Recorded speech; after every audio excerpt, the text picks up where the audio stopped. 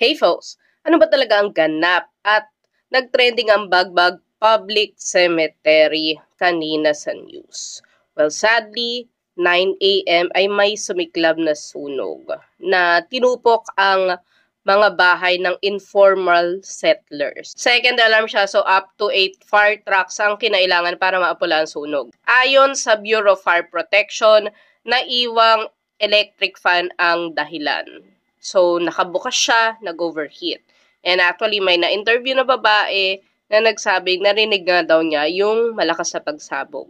So, alam niyo na, 'di ba?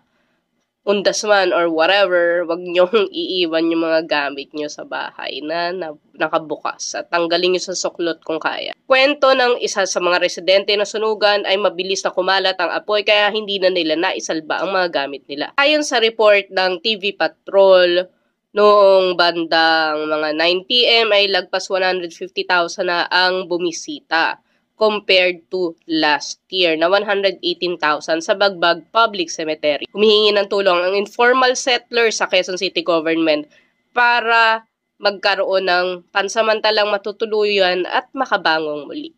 So, ayan, alam nyo na kung taga-QC kayo, baka naman, or kahit hindi, kung may car kayo, please, abutan nyo sila ng tulong.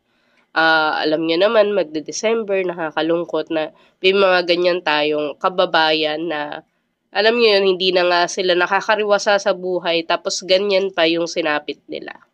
So, yun lang.